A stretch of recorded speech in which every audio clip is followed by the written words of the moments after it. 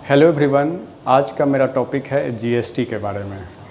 GST वैसे मेरा कार्य क्षेत्र नहीं है, लेकिन फिर भी करीब 1 साल जीएसटी में रजिस्ट्रेशन करवाने के बाद और काम करने पे तो जो मुझे नॉलेज हुआ है और वही मैं आप लोगों से अपने फ्रेंड सिमरन सिंह और निशांत सिंह के कहने पर मैं ये वीडियो आप लोगों के साथ भी शेयर कर रहा हूँ। एक्चुअली वो दोनों एज एन सोल प्रोप्राइटर काम कर रहे थे, पर वो अब जीएसटी में एंट्री करना चाहते हैं, जीएसटी रजिस्ट्रेशन कराना चाहते हैं। तो उनके मन में बहुत सारा सवाल उठा, तो वो मुझसे पूछ रहे थे। तो घंटों दोनों को एक्सप्लेन करना, फिर मुझे लगा कि सारे लोगों को भी पता होना चाहिए। जो मैंने रियल में एक्सपीरियंस किया है उस चीज़ को आप लोगों के साथ आज शेयर करने वाला हूँ। तो जीएसटी एक्चुअली में होता क्या है कि बहुत सारे टैक्स जो पहले लगता था, अलग अलग टैक्स जैसे value added tax, sale tax, service tax, बहुत सारे टैक्स को मिला करके कंबाइंड टैक्स कर दिया। इससे टैक्स प्रणाली में सुधार आया और लोगों को भी परेशानी का सामना कम करना पड़ रहा है। इससे जैसे कि एक जीएसटी करवा लिए और उसमें सारा काम वो कर सकते हैं, चाहे अपने एक फर्म के नाम पे अपने प्रोप्राइटरशिप हो या प्राइवेट लिमिटेड कंपनी हो, तो वो अपना सारा काम चाहे वो सेल करें, सर्विस करें, अपने एक वर्क रिलेटेड जिस चीज़ के लिए वो उन्होंने रजिस्ट्रेशन करवाया है उस रिलेटेड वो काम सारा बिलिंग कर सकते हैं, परचेज और सेल कर सकते हैं। तो सबसे पहले बात करते हैं इसके रजिस्ट्रेशन प्रोसेस के बारे में। तो आपको रजिस्ट्रेशन करने के लिए आधार कार्ड, पैन कार्ड और सबसे बहुत महत्वपूर्ण चीज़ है रेंटल एग्रीमेंट। अगर आपने अपना जो दुकान है या कंपनी है, अगर आपने रेंट पे ले रखा है तो आपको रेंटल एग्रीमेंट लगेगा। और अगर आप ऑनरशिप हैं, अगर आप ज़मीन आपकी है तो आप लैंड का पेपर दे सकते हैं। और इसमें जीएसटी दो तरह की होती है। एक प्राइवेट लिमिटेड कंपनी के लिए जीएसटी अगर आप बनाते हैं और प्रोप्राइटरशिप पे, तो आपको प्रोप्राइटरशिप वाले को पर्सनल पैन कार्ड से काम चल जाएगा। पर प्राइवेट लिमिटेड कंपनी की अपना ही पैन कार्ड होता है, उस फर्म का ही पैन कार्ड होता है, तो उसमें फर्म का पैन कार्ड देना पड़ेगा। तो और जब कंपनी का जीएसटी होता है, क्योंकि कंपनी का नाम का तो कोई आधार कार्ड होता नहीं है, क्योंकि पर्सनल आदमी का ही आधार कार्ड होगा, क्योंकि फिंगरप्रिंट आधार को बनाने की ज़रूरत पड़ता है, फिंगरप्रिंट और आई का, तो उसमें तो एज एन इंडिविजुअल का ही आधार बनेगा, तो कंपनी का तो आधार कार्ड होता नहीं है। तो कंपनी का अगर आप रजिस्ट्रेशन कराना चाहते हैं कि आपने प्राइवेट लिमिटेड कंपनी को मिनिस्ट्री कॉर्पोरेट अफेयर्स पे रजिस्टर्ड करा लिया, उसके बाद आपका अपना पैन होगा और फिर रेंटल एग्रीमेंट आपको देना पड़ेगा और बैंक अकाउंट का स्टेटमेंट, तो आपका कंपनी के नाम से भी जीएसटी बन जाएगा। तो बहुत ही सिंपल प्रोसेस है। आप किसी चार्टर्ड अकाउंटेंट के थ्रू या खुद से भी कर सकते हैं। और अगर इस बिगिनर हैं, ज़्यादा नॉलेज नहीं है, स्टार्टअप कर सकते हैं, तो आप किसी अच्छे एडवोकेट से जो जीएसटी का काम देखते हैं या चार्टर्ड अकाउंटेंट से मिल सकते हैं। तो बहुत सिंपल प्रोसेस है। वो अपना नॉर्मल सा फी 500-1000 रुपये चार्ज करेंगे, इससे ज़्यादा चार्ज नहीं होता है अभी के टाइम में, तो आपका काम हो जाएगा। और रेंटल एग्रीमेंट कैसा होना चाहिए इसके बारे में आपको बता दें। वो 1000 रुपये का स्टाम्प पेपर पे ही रेंटल एग्रीमेंट बनेगा। स्टाम्प पेपर को कोर्ट से नोटरी भी कराने की ज़रूरत पड़ेगी। जैसे कि बहुत सारे मेरे पास आते हैं कि रेंटल एग्रीमेंट बनवा के ले आते हैं, फिर उसे वापस नोटरी कराने के लिए भेजना पड़ता है। नोटरी नहीं होने के वजह से फॉर्म आपका रिजेक्ट भी हो सकता है। तो इसीलिए जब आप रेंटल एग्रीमेंट बनाएं तो साथ साथ कोर्ट से नोटरी भी करवा लें। इन सारे चीज़ डॉक्यूमेंट्स रेडी होने के बाद आपका जीएसटी करीब पहले तो 2 दिन में 3 दिन में भी आ जाता था, लेकिन आजकल खासकर मेरे रीजन जो बिहार का रीजन है, यहाँ पे थोड़ा सा मिलने में थोड़ा कुछ टाइम लग जाता है, करीब 5 से 10 दिन। या अगर आप सेल टैक्स ऑफिसर से बात कर लेते हैं तो काम जल्दी हो जाएगा, नहीं तो थोड़ा सा अप्रूवल में टाइम लग जाता है। और बाकी अलग अलग स्टेट की बात अलग अलग होती है। अब किसी और स्टेट में हो सकता है जल्दी मिल जाए, किसी में थोड़ा 1 महीने लग जाए, 2 महीने लग जाए, वो डिपेंड करता है आपका वेरिफिकेशन पे। मेरा कंपनी का जीएसटी मैंने बनवाया था तो उसमें थोड़ा टाइम लग गया था, क्योंकि उसमें ऑथेंटिकेशन का प्रॉब्लम होता है। क्योंकि कंपनी का तो कोई आधार कार्ड तो होता नहीं जो कि आपने ओटीपी बेस्ड हुआ और तुरंत आपने ना आधार वेरीफाई कर दिया और आपका जीएसटी इशू हो गया। कंपनी वाला जीएसटी में टाइम लग सकता है, उसमें थोड़ा सा प्रोसेस बढ़ जाता है। और जो अपना इंडिविजुअल बनाते हैं अगर आधार बेस्ड है तो आसानी से थोड़ा सा कम समय लगता है, लेकिन आपने उस बीच में जो आपका समय लगता है जैसे कि 1 महीने लग गए, इस बीच में अगर आप नया बिज़नेस शुरू कर रहे हैं तो आप उसमें तब तक प्लानिंग में और इन्वेस्टमेंट में अरेंजमेंट का आपको समय मिल जाता है, ताकि उसमें उस बीच में आप पूरा फुल प्रिपेयर कर सके बिज़नेस करने के लिए। अगर आपका पुराना फर्म है तो थोड़ा दिन वेट कर लीजिए, 1 महीना कंटिन्यू रहने के बाद। जैसे कि 1 महीना आपने वेट किया, तब तक आप नॉर्मल विदाउट बिल आप दे सकते हैं। जैसे बिज़नेस पहले कर सकते तो वैसे कंटिन्यू कर लीजिए। जब आपका जीएसटी बन जाएगा तब आप कंप्यूटराइज बिल जैसे जीएसटी प्रो, टैली, मार्ग पे जो फ्री में भी मिल जाती है, जैसे टैली नहीं मिलेगा फ्री में, आपको मार्ग मिल जाएगा, जीएसटी प्रो आ जाएगा, बहुत सारा अकाउंटिंग होता है, वो आपको जीएसटी के साइट पे ही गवर्नमेंट आपको फ्री में अवेलेबल करा देगी। तो ये सब तो रजिस्ट्रेशन की बात हुई। जैसे आप बिलिंग करने के लिए आप हैंड से भी वो प्रेस में छपवा सकते हैं, वो भी वैलिड रहेगा। लेकिन बहुत सारे ऑर्गेनाइजेशन में, कंपनीज़ में और या गवर्नमेंट में और हाँ, यहाँ तक कि बहुत सारे पब्लिक लोग भी जो कस्टमर होते हैं आपके, वो बोलेंगे नहीं, हैंड रिटन बिल मुझे, हाथ से लिखा हुआ बिल मुझे नहीं चाहिए, आप ना मुझे कंप्यूटराइज बिल दो।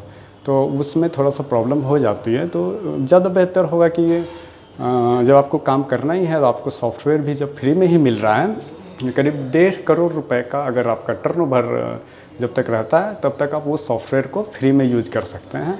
1.5 करोड़ रुपए से टर्नओवर जाने के बाद फिर आपको वो सॉफ्टवेयर बोलेगा कि आप पेड वर्जन यूज़ कीजिए, फ्री में आपको फिर अलाउ नहीं होगा। तो अभी तक हम लोग ने डिस्कस कर लिया कि जीएसटी होता क्या है। बहुत सारे टैक्स को कंबाइन करके एक टैक्स बना दिया गया। उसके रजिस्ट्रेशन के लिए क्या प्रोसेस है, डॉक्यूमेंट्स और कैसे होगा, किससे मिलना है, आपको सारा मैंने आपको बता दिया। अब सबसे इम्पॉर्टेंट पॉइंट होता है कि जीएसटी का बेनिफिट क्या होगा। जीएसटी का बेनिफिट जैसा कि देख लीजिए, कस्टमर को आप पक्का बिल दे सकते हैं, जीएसटी वाली बिल दे सकते हैं। और कस्टमर भी बहुत होते हैं, जैसे कि 2 तरह के ट्रांजैक्शन होंगे। एक तो हुआ पर्सनल, कोई कस्टमर हैं जो कि लास्ट प्रोडक्ट उसके पास हो जाएगा, तो कंज्यूमर है, उसके बाद फिर रीसेल के लिए प्रोडक्ट नहीं है। जैसे कोई अपना मान लीजिए कोई टूथपेस्ट खरीदा तो पर्सनल यूज़ के लिए ख़रीदा, उसके कोई फर्दर तो वो सेल नहीं करेगा ना, वो लास्ट हो गया, कंज्यूमर हो गया। तो वो बिल अगर जीएसटी का हो या ना हो, फिर उसे कोई फर्दर वो कहीं सबमिट नहीं करने वाला है, तो वो रिटेल बिल होगा। उसको बोलते हैं B2C ट्रांजैक्शन, यानी बिजनेस टू कंज्यूमर ट्रांजैक्शन। और दूसरे तरह का एक और होता है B2B ट्रांजैक्शन, मतलब बिजनेस टू बिजनेस ट्रांजैक्शन होता है। जैसे मान लीजिए कोई सपोज कोई और प्रोडक्ट जो इसको दोबारा सेल करना है, कोई मोबाइल फ़ोन ख़रीदा और वो होलसेलर है, होलसेलर वो क्या करेगा, रिटेलर को दोबारा से बेच देगा, फिर रिटेलर कस्टमर को बेचेगा। तो यहाँ पे होता क्या है, वैल्यू एडिशन की बात होती है, वैल्यू एडेड टैक्स जो पहले लगता था। जैसे कोई फ़ोन है, मोबाइल फ़ोन 10,000 रुपये का, रिटेलर ने उसे करीब 8,000 में मान लीजिए ख़रीदा होगा, तो उसका टैक्स 8,000 का 18% या 28% जितना भी लगता है, तो उसको 8,000 का भरना पड़ेगा। और जब वो कस्टमर को बेचेगा रिटेलर, तो उसका अपना प्रॉफिट भी उसका इंक्लूड होगा। तो 10,000 में सपोज बेच रहा है, पहले 8,000 का टैक्स लग चुका है, लेकिन अब क्या है कि 10,000 का टैक्स। तो जब वो ख़रीदेगा, रिटेलर जो है होलसेलर के पास से 8,000 में ख़रीदा, तो 8,000 का वो जीएसटी बिल दिया, यानी 8,000 का वो टैक्स भर चुका है, ठीक। और अब जो है वो कस्टमर को 10,000 में बेचेगा, तो 10,000 में बेचेगा तो 10,000 का टैक्स कस्टमर से लेगा, ठीक है। पर कस्टमर से तो पूरा वो 10,000 का ले लिया, और एक प्रोडक्ट पे यहाँ पे दुगना टैक्स लग गया। वहाँ पे क्या हुआ, एक बार 8,000 उस प्रोडक्ट को जब एक बार बिका तो 8,000 का टैक्स गवर्नमेंट के पास गया। तो कस्टमर जो रिटेलर दुकानदार हैं वो तो एक बार पहले टैक्स भरा 8,000 का, फिर यहाँ पे कस्टमर से लिया 10,000 रुपये का टैक्स, तो उसका 2 बार टैक्स बन गया। तो जब वो 10,000 का टैक्स का ITR वो GST रिटर्न फाइल करेगा, तो उसे सिर्फ 2,000 रुपये का ही टैक्स बनेगा, उसका चालान बनेगा। बाकी 8,000 का क्योंकि ऑलरेडी टैक्स वो भर चुका है, तो एक्स्ट्रा जो उसने इनपुट डाला, मतलब अपना प्रॉफिट डाला, प्रॉफिट ऐड हुआ, उसमें कॉस्ट बढ़ा। तो जैसे कि मोबाइल फ़ोन दो रिटेलर से लेकर के और जो है होलसेलर रिटेलर के बीच में ट्रांजैक्शन हुआ, इसमें कोई वैल्यू एडिशन नहीं हुआ, लेकिन कॉस्ट तो बढ़ा, वो अपना प्रॉफिट इंक्लूड हुआ। तो उसको 8,000 का पहले टैक्स भर चुका है और उसके बाद सिर्फ उसे 2,000 रुपये का टैक्स भरना पड़ेगा, चालान जनरेट होगा। बाकी कस्टमर से वो 10,000 लेगा। तो पहले जो वो टैक्स भर चुका है 8,000 का, और 10,000 में से माइनस हो जाएगा, बाकी उसे 2,000 का टैक्स भरना पड़ेगा। तो यही होता है इनपुट टैक्स लेने की। जीएसटी लेने के बाद क्या हमको टैक्स नहीं भरना पड़ेगा? हम तो जीएसटी होल्डर हो जाएंगे, तो क्या हमको गवर्नमेंट हमें टैक्स नहीं चार्ज करेगी? जैसे कि 10,000 का या 1 लाख का अगर हम कुछ सामान खरीदते हैं तो 18% के हिसाब से 18,000 रुपये टैक्स, क्या हमको छूट हो जाएगा? ऐसा नहीं होगा। छूट गवर्नमेंट अगर 18,000 रुपये सारे जीएसटी होल्डर को दे दे, छूट करने लगे, तो फिर इनकम, गवर्नमेंट को इनकम कहाँ से होगा? गुड्स एंड सर्विस टैक्स लगाने का क्या फ़ायदा? गवर्नमेंट तो फिर बंद ही कर देगी ना जीएसटी का। जीएसटी रजिस्टर कराओ, सारे टैक्स से मुक्त हो जाओ। ऐसा नहीं होता है। तो इनपुट टैक्स मिलता है, बस उसी में जो आपने अगर वैल्यू ऐड किया या आपने प्रॉफिट ऐड आपने किया, तो कॉस्ट डिफरेंस का जो एक्स्ट्रा टैक्स, दोबारा टैक्स ना लगे, तो जो टैक्स आपने पहले पे कर दिया है उसको माइनस कर दिया जाता है। तो हो सकता है, मुझे लग रहा है कि थोड़ा इस एक्सप्लेनेशन में हो सकता है बहुत सारे लोगों को कन्फ्यूजन हो जाए, तो एक और एग्जांपल देकर मैं आप लोगों को समझा देता हूँ। इसमें वैल्यू एडिशन के बारे में इसमें डिस्कस करते हैं। सपोज एक कारपेंटर है, वो क्या करता है, वो फर्नीचर का काम कर रहा है। वो उसने मान लीजिए पलंग बनाया, तो उसमें अपना लकड़ी खरीदा, और उसके बाद उसने अपना मेहनत इंक्लूड करके वो पलंग बनाया। उसके बाद वो पलंग सपोज़ 20,000 में वो बेच दिया, ठीक। तो एक और जो शोरूम के मालिक ने उस फर्नीचर को ख़रीद लिया। उसके बाद उसने अपना किसी गद्दे वाले से बात करके पलंग पे अपना गद्दा भी सेट करा लिया, एकदम स्टैंडर्ड, पूरा वेल मेंटेन्ड पलंग तैयार कर दिया। तो 20,000 का पलंग जो फर्नीचर वाले से उसने कारपेंटर से ख़रीदा, उस पर गद्दे वाले से जो ख़रीदा, वो दोनों तो ऐड हो गया। तब क्या हुआ, वैल्यू तो बढ़ा ना, 20,000 है और मान लीजिए 10,000 गद्दा का है, तो अब क्या कॉस्ट हो गया पलंग का कॉस्ट 30,000 का हो गया। और जीएसटी ट्रांजैक्शन अगर बिज़नेस टू बिज़नेस में होता है, तो कारपेंटर को उसने ख़रीदने में 20,000 का टैक्स भरा और गद्दे वाले से 10,000 का टैक्स भरा, ठीक। तो अब प्रोडक्ट कितने का हो गया, अब 30,000 का हो गया। अब उसने कुछ मेहनत भी तो किया, इधर से उधर लाने में, प्रोडक्ट को असेंबल करने में अपना शोरूम का कॉस्ट लगा, वो अपना कुछ प्रॉफिट भी जोड़ेगा। मान लीजिए कि वो 35 या 40,000 में बेचता है, उसमें आप 10,000 का वो अपना प्रॉफिट भी ऐड कर लिया, तो टैक्स उसे भरना पड़ेगा 40,000 का। और 20,000 कारपेंटर से ख़रीदने के बाद उसने बिल लिया, तो टैक्स भी भरा, और गद्दे वाले से भी टैक्स उसे भर दिया। तो 30,000 का टैक्स वो ऑलरेडी भर चुका है। अब बच गया 10,000 का टैक्स, 10,000 का उसे टैक्स बाकी, उसका चालान जनरेट हो जाएगा। तो टोटल जो फाइनल सेल हुआ 40,000 का, वो 40,000 का तो वो टैक्स भरा, और उसे सिर्फ final return, GST return file जब होगा, तो उसे फिर 10,000 का टैक्स भरना पड़ेगा, क्योंकि ऑलरेडी वो पहले से भर चुका है। अगर जीएसटी रिटर्न ना फाइल करता, तो उसे एक प्रोडक्ट पे तो दोबारा टैक्स लग जाता। जब प्रोडक्ट सेल होता, तब तक हर लेवल पे टैक्स लगते रहता, तो एक ही प्रोडक्ट पे बार बार टैक्स लगता। तो बार बार टैक्स नहीं लगे, इसलिए रिटर्न भेज दिया जाता है, उतना ही टैक्स लगता है जितना उसका एक्स्ट्रा वैल्यू से ज़्यादा होता है, बस उसे उतना ही टैक्स भरना पड़ेगा। अब बहुत सारे लोग इसका बेनिफिट भी कैसे उठा सकते हैं, जिस बेनिफिट के बारे में वो सुनते हैं दूसरे से, या जिसने फ़ायदा उठाया हुआ होता है, तो उसके बारे में सुनते हैं, सोचते हैं क्या मैं भी फ़ायदा उठा सकता हूँ। मान लीजिए अगर मैं पर्सनल यूज़ के लिए भी सामान खरीद लूँ, अपना घर के ही यूज़ के लिए फर्नीचर खरीदूँ, उसे ऑफिस के नाम से शो कर दूँ, हाँ आप ऐसा कर सकते हैं, लेकिन नाम वो कंपनी के नाम से या अपने दुकान के नाम से ही बिल होना चाहिए। क्या आपको खाते में पैसा रिटर्न भरने के बाद मिल जाएगा? बिल्कुल नहीं, ऐसा कभी नहीं होगा। अगर आपने मान लीजिए 1 लाख रुपए का फर्नीचर ख़रीदा और आपको टैक्स सपोज 18,000 रुपये आपको भर दिया, दुकानदार को अपने रिटेल जो बिज़नेस है उसे आपने टैक्स भर के सामान ख़रीदा, तो आप भी जीएसटी होल्डर है, आपने जीएसटी नंबर पर बिल में डलवा दिया है, तो आपको 18,000 रुपये का क्या होगा, आपके क्या खाते में अकाउंट रिटर्न मिल जाएगा, जीएसटी रिटर्न में जब आप भरेंगे तो मिलेगा? ऐसा नहीं होगा। जीएसटी रिटर्न आप भरिएगा तो आपको पैसा वापस टैक्स अकाउंट में नहीं मिलेगा, आपको वापस कैशबैक नहीं मिल जाएगा। तो फिर इनपुट टैक्स क्या होता है? वो जो आपने टैक्स भरा है गवर्नमेंट की नज़र में सिर्फ वो जमा हो जाएगा कि आपने इतना टैक्स आपने परचेज करने के वक्त भर चुके हैं। सपोज़ 1 लाख का 18% 18,000 रुपये होता है, आप 18,000 रुपये टैक्स आपका जीएसटी अकाउंट में जमा हो गया, तो आपको कैश और अकाउंट में बैंक अकाउंट में पैसे नहीं मिलने वाले हैं। तो आपको ये पैसा मिलेगा कब? आप जब आप अकाउंट में यूज़ नहीं कर पा रहे हैं, ये पैसा आपका कहाँ गया? तो आप किस काम का है पैसा? तो काम अब यहाँ शुरू होगा। आप जैसे कि सपोज 18,000 रुपये आपके मान लीजिए जीएसटी को जो अकाउंट है वो वॉलेट समझ लीजिए, तो आपका जो 18,000 रुपये है आपके जीएसटी में जमा हो गया। उसी तरह से आप जितने भी परचेज करते हैं कंपनी के नाम से, अपने दुकान के नाम से, तो महीना में परचेज करें या पूरे साल में परचेज करें या जब भी आप परचेज करें, तो जीएसटी नंबर आप ऐड करवा देते हैं। तो जितना भी आपने टैक्स भरा है प्रोडक्ट का, जैसे किसी में 2,000 भरा, किसी में 10,000 भरा, 5,000 भरा, सारा आपका जीएसटी में जमा होते चलेगा कि आपने इतना टैक्स भर चुके हैं पहले से। लेकिन अब जब आप कस्टमर को बेचिएगा तो अपना महंगा थोड़ा सा अपना प्रॉफिट जोड़ के बेचिएगा, या कोई दूसरा प्रोडक्ट ही बेचते हैं, अपना सर्विस ही देते हैं।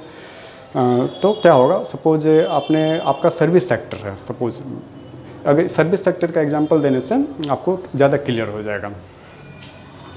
जैसे कि आपका जो आपने ऑफिस सेटअप किया सर्विस देने के लिए, एयर कंडीशनिंग लगाया या फर्नीचर लगाया, कंप्यूटर लगाया, तो आपने सारा परचेज किया जीएसटी रजिस्टर्ड शॉप से।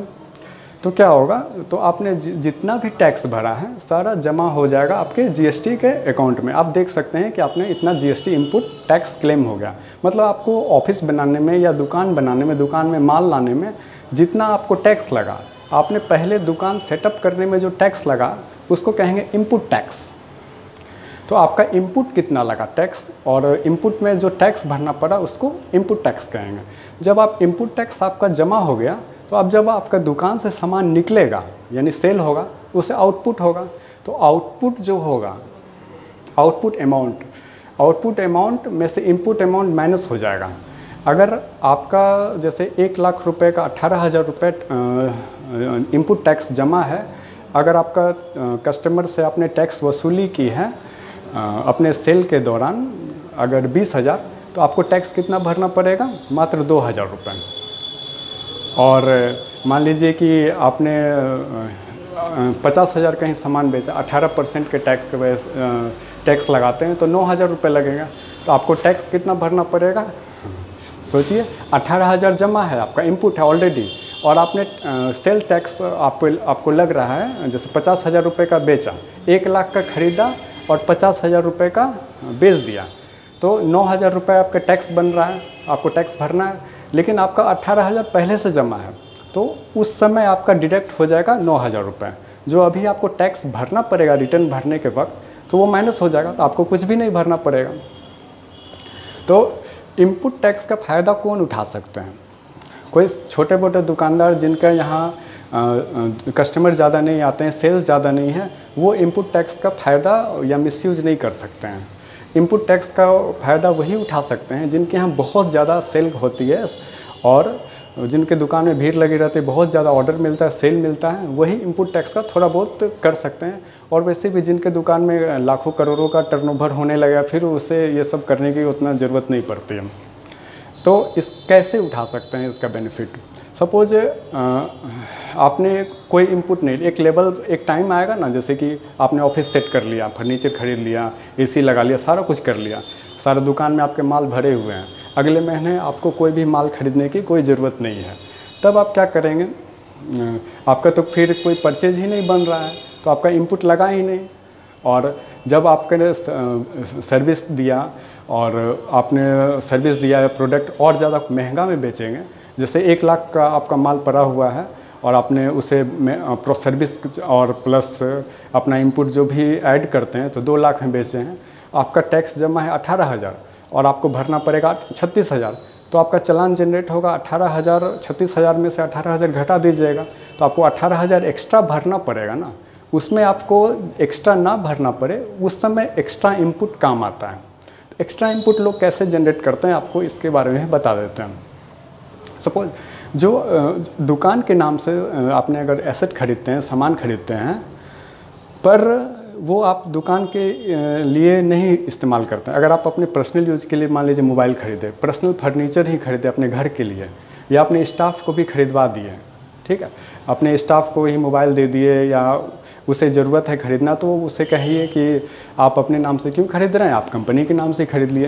अपने घर के लिए या कोई भी काम हो, तो उसका पर्सनल यूज़ का जो सामान होगा, तो उससे अगर कंपनी के नाम से अगर ख़रीदते हैं, दुकान के नाम से, तो क्या होगा उसमें, तो इनपुट जो उसने टैक्स भरा है, तो वो पर्सनल जो B2C ट्रांजैक्शन नहीं होके वो B2B ट्रांजैक्शन हो जाएगा। बिजनेस टू कस्टमर ट्रांजैक्शन होता तो वो तो इनपुट उसको बनता नहीं। अगर बिजनेस टू बिजनेस ट्रांजैक्शन हो रहा है, जिस बिज़नेस में ट्रांजैक्शन अभी हुआ है, तो उसका इनपुट बन जाएगा। जैसे कि मैं अपने स्टाफ को एक मोबाइल या कंप्यूटर उसे खरीदवा देता हूँ 50,000 का, तो 50,000 का सपोज 18% कितना होगा, 9,000 रुपये। तो 9,000 रुपये मेरे GST में जमा हो जाएगा।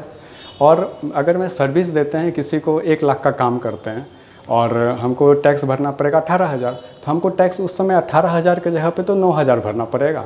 तो यही इनपुट टैक्स क्लेम कर सकते हैं, ना कि पैसा वापस वॉलेट में पैसा आपके अकाउंट में नहीं मिलेगा। वो सिर्फ आपको टैक्स कम भरना पड़ेगा, क्योंकि आपने पहले ही इनपुट लगा दिया है, आपका इनपुट टैक्स जमा है, तो आपको आउटपुट जब होगा तो कम भरना पड़ेगा।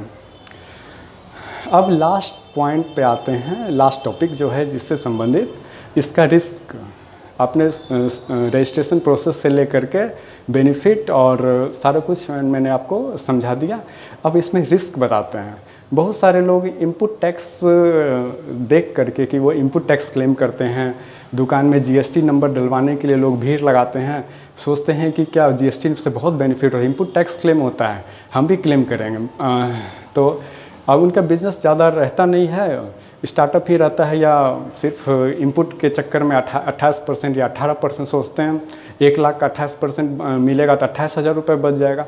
ये सोच के क्या करते हैं, GST रजिस्ट्रेशन करा देते हैं। GST रजिस्ट्रेशन तो करा दिए, लेकिन उनके बारे में ना जानकारी है ना कुछ, तो क्या करते हैं, GST रजिस्ट्रेशन करा के ना सेल तो परचेज तो होना ही नहीं है। तो क्योंकि नया दुकान आपका एस्टेब्लिश भी नहीं हुआ है, तो सेल कहाँ से होगा। सेल जब हो नहीं रहा है तो वो क्या करेंगे, सो जाते हैं। GST फाइल करा के वो साल 2 साल क्या होता है, सो जाते हैं। जब नोटिस आता है कि आपको रिटर्न भरना पड़ेगा, तब फिर देखते हैं तो अरे ये तो 1.5-2 लाख का पेनल्टी लग गया, काम कुछ किया नहीं, न जो इनपुट टैक्स क्लेम करना चाहते हैं वो भी कुछ मिला, हाथ में नहीं आया, और 1.5-2 लाख रुपया भरना पड़ गया। और भरना पड़ जाएगा। कभी कभी ऑफ़र आता है जो कि GST कैंसिलेशन अगर करवाना है तो 5,000 10,000 रुपये में कैंसिल हो जाता है, लेकिन हमेशा ऐसा ऑफ़र नहीं मिलता है सारे लोग को। जैसे कि अभी कोरोना के टाइम में आया था ऑफ़र कि 5,000 रुपये में आपका GST कैंसिल हो जाएगा और सारा प्रोसेस आप कर दीजिए, नील रिटर्न फाइल कर दीजिए। जिसने आज तक कोई ट्रांजैक्शन नहीं किया है उसका GST कैंसिल कर दिया जाएगा, ज़्यादा खर्च नहीं पड़ता। लेकिन हमेशा ऐसा नहीं होता है, सारे लोग को ऐसा अपॉर्चुनिटी नहीं मिलता है कि वो 5,000 रुपये में पीछा छुड़वा लीजिए। एक बार जो अगर फंस गए इस चक्कर में तो बहुत ज़्यादा फाइन भरना पड़ जाएगा। 1.5 लाख 2-2 लाख 3-3 लाख रुपए फाइन होता है। तो GST अगर आपने ले लिया तो एक रिस्पॉन्सिबल बनिए कि रिटर्न मुझे 20 तारीख का लास्ट डेट है, ड्यू डेट, तो मुझे 15 तक ही या 20 तक तो हमको पक्का भर देना है, चाहे कुछ भी हो जाए रिटर्न भरना है। अब ये कहिएगा मुझे टाइम नहीं मिलता है, हम बिजी हैं, तबीयत ख़राब है, तो वो बहाना नहीं चलेगा। आपको 1 महीने का समय दिया जा रहा है। 20 दिन में 1 तारीख से मंथ ख़त्म होता है 31 तारीख को, तो आपको 20 दिन का समय दिया जा रहा है। तो आप 20 दिन में आपको एक बार रिटर्न फाइल करने का समय नहीं है। और रिटर्न फाइल कौन सा आपको करना है, आप अकाउंटेंट है आपका या एडवोकेट है, जिसको भी दे सकते हैं, खुद से भी करते हैं, तो आपको समय निकालना पड़ेगा। जितना और रिटर्न फाइल के लिए आपको क्या करना है, जितना भी आपने परचेज किया है और जितना सेल किया सारा का इनवॉइस आपने अपने अकाउंटेंट को भेज दीजिए। खुद से करते हैं तो कुछ 5-10 मिनट समय निकाल के भर दीजिए। अगर जो ये काम भी नहीं करेंगे उनको 20 रुपया पर डे फाइन लगेगा 1 महीने का। फिर अगर दूसरा महीना हो गया तो 40 रुपये पर डे हो जाएगा। फिर अगर तीसरा महीना तो 60 रुपये पर डे। यही अगर साल 2 साल जिसका जीएसटी छोड़ देते हैं तो करीब उसका फ़ाइन लग जाता है 1.5-2 लाख रुपया। और फिर परेशान होते हैं, मैंने कहाँ फंस गए, मुझे किसी तरह से इस चक्कर से निकालिए, कोई उपाय है बताइए। तो कुछ नहीं, वो भरना पड़ जाता है। अब भरना किसे नहीं पड़ेगा, और जो गोल्डन अपॉर्चुनिटी में भी नहीं मौका है लेकिन फिर भी नहीं भरना चाहते हैं, वो किसे मिलेगा, उसके बारे में भी आपको लास्ट पॉइंट आपको डिस्कस कर देते हैं। सपोज जो अपना प्रोप्राइटर हैं जिनका पर्सनल पैन कार्ड इन्वॉल्व हुआ है, और क्योंकि उसमें तो लायबिलिटी बन गई है, पर्सनल पैन कार्ड इन्वॉल्व हुआ है, तो आप ये नहीं कह सकते हैं कि मेरे पास कुछ भी नहीं है। आप ऐसा तो नहीं है कि आप पूरा दिवालिया घोषित कर सकते हैं कि मेरे पास सारा ज़मीन संपत्ति कुछ भी नहीं है। आप एक जीएसटी के 2 लाख के चक्कर में किसी का ज़मीन है 50 लाख का, 1 करोड़ का, तो वो तो नहीं बेचेगा ना। लायबिलिटी बन जाएगी तो गवर्नमेंट क्या करेगा, आपसे वसूल करके ही छोड़ेगा। अगर आप नहीं करते हैं तो गवर्नमेंट को बोल देते हैं कि जो करना है कर लो। गवर्नमेंट तो डायरेक्ट आपको नहीं बोलेगा, वो छोड़ देगा, रोज़ फाइन लगते जाए, उसका तो फाइन बढ़ते जा रहा है। गवर्नमेंट आपको ज़्यादा नहीं तंग करेगा, लेकिन जब आपको तंग करने पे आएगा तो आपको किसी न किसी तरह से वसूल लेगा, क्योंकि आपने पर्सनल आधार कार्ड, पर्सनल पैन कार्ड और ज़मीन का जो रजिस्ट्री के टाइम में रेंटल एग्रीमेंट या ज़मीन का पेपर लगाया हुआ है, तो आपको नहीं छोड़ेगा। तो बचेगा कौन? बचेगा तो वही बचेगा जिसका प्राइवेट लिमिटेड कंपनी हो, जिसका पर्सनल पैन कार्ड इन्वॉल्व नहीं हुआ है, वो एक लेवल पे बच सकता है। वो तभी बचेगा। ऐसा नहीं कि उसका पर्सनल पैन कार्ड नहीं है, एक डायरेक्टर रिजाइन कर दिया तो मुझे कोई मतलब नहीं है, फ़र्क नहीं पड़ता है। बचेगा उसी कंडीशन में जब वो बिज़नेस बंद हो जाए, एग्जिस्ट ही नहीं करे और उसके पास कोई संपत्ति ना बचे, पूरा दिवालिया हो जाए, तभी वो देने से बच सकता है, छोड़ सकता है। लेकिन जो बिज़नेस अगर मेहनत से बनाया है और बिज़नेस आगे बढ़ चुका है, तो वो तो 1-2 लाख के लिए तो इतना नहीं सोचेगा और वो रिटर्न भरेगा ही। तो अंत में जाएगा वो कौन? प्रोप्राइटर ही जाते हैं, प्रॉब्लम में पड़ते हैं। क्योंकि प्राइवेट लिमिटेड कंपनी वो तो बड़े लेवल के काम हो गई, उसमें तो अपने सारा काम मेंटेन होते रहता है। तो बात यही है कि जो बड़े लेवल का है वो तो किसी तरह बच ही जाता है, फंस जाता है साधारण आम आदमी। तो इसीलिए अगर आप जीएसटी में जाते हैं तो क्या करिए, रिटर्न 20 तारीख तक, अभी 20 तारीख है और हमेशा चेंज होते रहता है, तो रिटर्न का ड्यू डेट जो आपका है उसमें आप रिटर्न ज़रूर भर दीजिए। और रिटर्न अगर भर देते हैं तो जीएसटी का कभी न कभी आप बिज़नेस शुरू करते हैं तो आपको इनपुट मिलेगा, और इनपुट आपके अकाउंट में नहीं मिलेगा, आपको टैक्स कम भरना पड़ेगा या टैक्स नहीं भरना पड़ेगा। आई होप आप लोगों को जीएसटी के बारे में मैंने लगभग पूरी जानकारी दे दी होगी।